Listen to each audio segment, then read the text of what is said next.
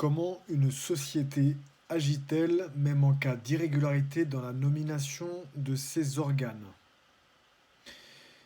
Comme vous le savez peut-être, et comme le laissent déjà bien supposer quelques-uns de nos exposés, et surtout comme l'indique le droit, une société agit par l'intermédiaire de ses gérants, et surtout comme l'indique la loi. Une société agit par l'intermédiaire de ses gérants, administrateurs, membres du directoire ou président.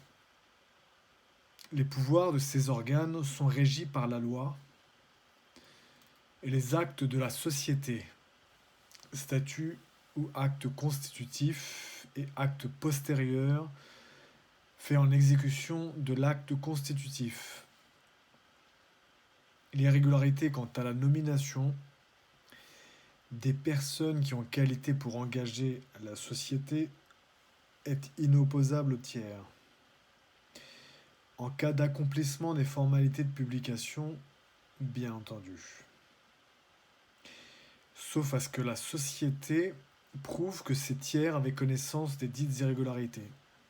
Autrement dit, si les irrégularités ont lieu à l'égard de la nomination de ces organes, mais que les formalités de publication ont déjà été effectuées,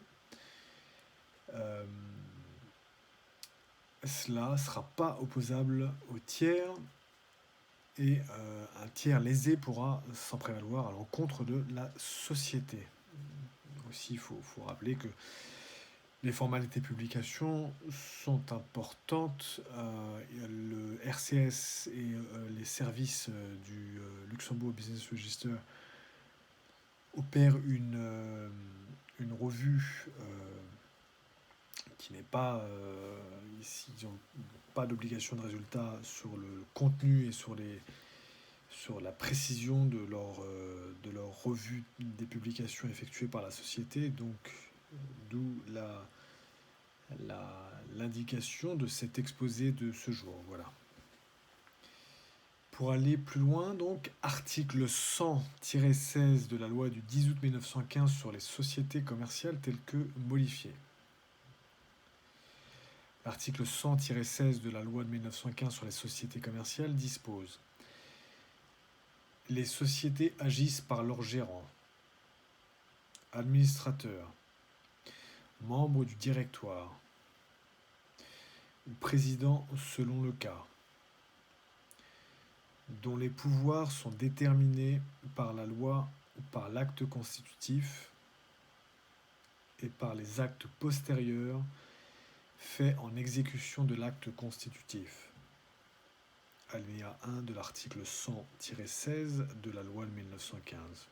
Alinéa 2 de l'article 100-16 de la loi de 1915. L'accomplissement des formalités de publicité relatives aux personnes qui, en qualité d'organes, ont le pouvoir d'engager les sociétés, rend toute irrégularité dans leur nomination inopposable au tiers, à moins que la société ne prouve que ces tiers en avaient connaissance. Article 100-16 de la loi du 10 août 1915 sur les sociétés commerciales telles que modifiées. Bertrand Mariot, avocat à la Cour, à très bientôt. Et excellente semaine à vous.